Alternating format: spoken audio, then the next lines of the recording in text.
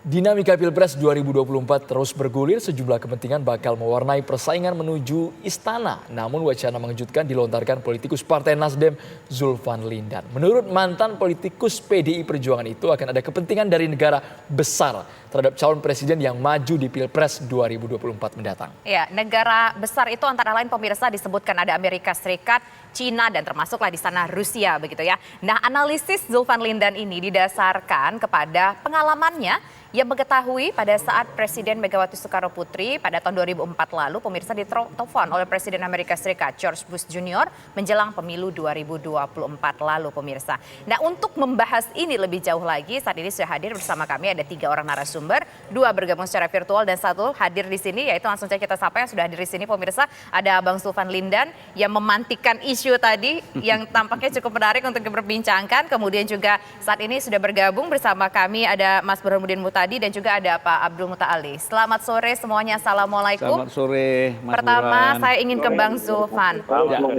Kita pengen tahu lebih detailnya lagi di tahun 2004 itu seperti apa telepon yang diterima oleh Bu Megawati menjelang Pilpres 2024 tawaran George Walker Bush waktu itu. Itu bukan 2024 ya. Sorry 2004. 2003. Oh 2003 malah.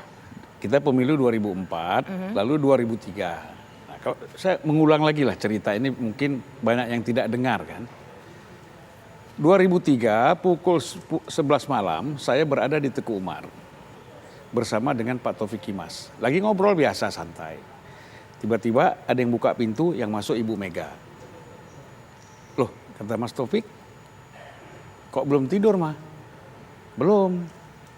Aku tadi ditelepon sama George Bush, ya kan, Presiden Amerika. Emang dia bilang apa? Ya dia bilang, Madam, tolong besok keluarkan statement mendukung serangan koalisi Amerika ke Irak. Dengan alasan kan kita mayoritas Islam. Waktu kalau dapat dukungan Indonesia kan berarti tambah sah lah serangan Amerika ke Irak, kan gitu kira-kira. Terus Mama bilang apa? Ya saya bilang aja, nggak bisa. Saya ini kan harus bicara dengan DPR. Ya kan, urusannya bukan urusan saya. Saya ini kan ada di parlemen. Nanti saya ngomong dulu sama parlemen, bagaimana sikap parlemen terhadap persoalan ini. Langsung, terus apa kata George Bush? Langsung dia bilang bullshit. Langsung dia tutup teleponnya. Nah, kata Mas Taufik, udah lama tidur aja lah. Besok kita bahas lagi.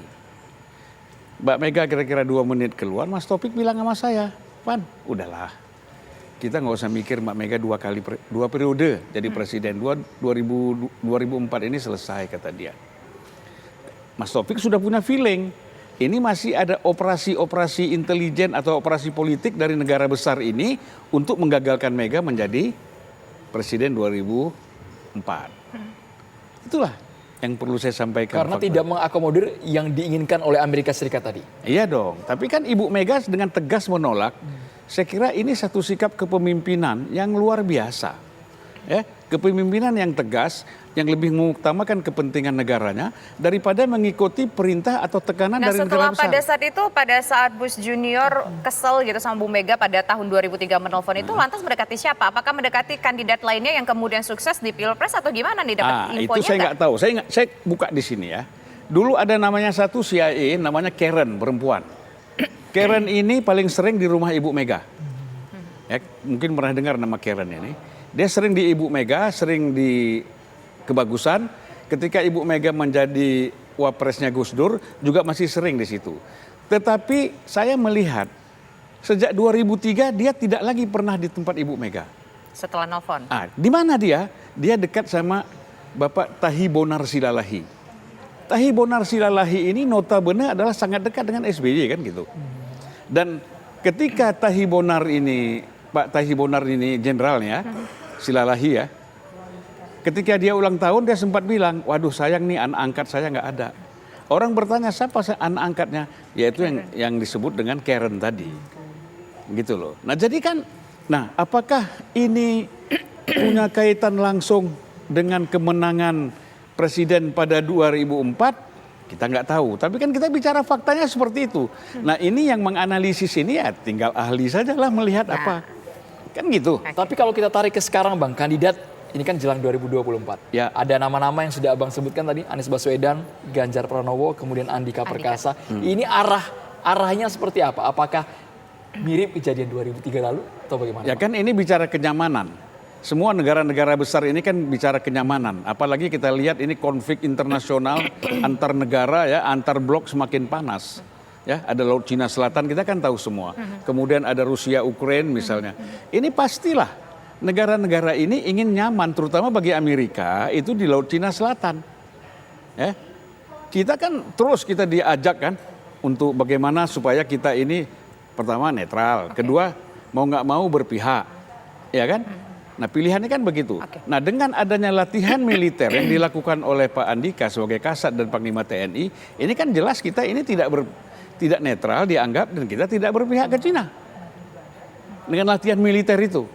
Oleh sebab itu kita katakan bahwa secara tidak langsung pemilu ini menguntungkan ada calon yang menguntungkan Amerika. Pada saat 2004 tampaknya kalau kita menafsirkan apa yang disampaikan oleh Bang Zulfan tadi, yang berperan adalah Amerika untuk siapa yang menjadi presiden 2004 pada saat itu. Lantas bagaimana dengan 2024? Coba kita tanyakan kepada pakar hubungan internasional. Di sini sudah ada Pak Abdul Muta Ali. Pak Abdul Muta Ali, tadi disampaikan ada 3 negara.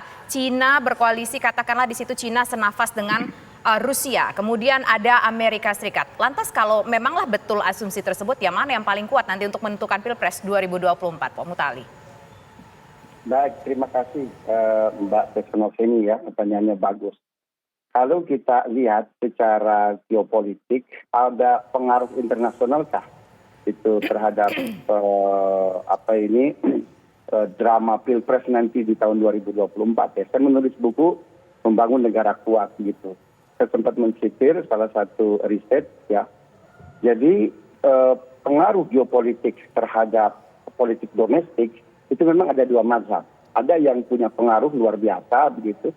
Dan itu kasusnya bisa kita lihat ya. Presiden Mursi itu juga bisa dijatuhkan itu juga karena pengaruh geopolitik begitu. Dan sekarang kita lihat Erdogan kemarin 10 tahun ke belakang Erdogan cukup kuat begitu. Tapi hari ini dia coba mendekat ke Tel Aviv ya.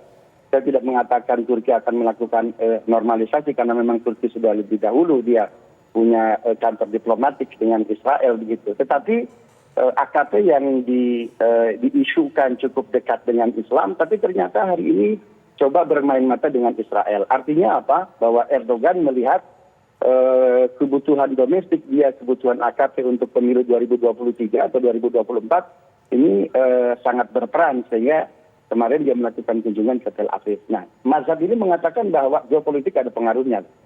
Yang kedua, bahwa geopolitik internasional itu tidak begitu banyak pengaruhnya. Contohnya Iran ya, Ahmadinejad 2 kali periode itu luar biasa dibenci oleh Amerika, dibenci oleh Rusia pada saat yang bersamaan karena banyak hal-hal yang dia tolak gitu dari Rusia juga dibenci oleh Cina kala itu. Tetapi buktinya Ahmadinejad bisa survive begitu ya. Bisa survive dan menang 2 kali begitu. Artinya apa? Bahwa geopolitik internasional itu tidak banyak memberikan pengaruh kepada politik domestik.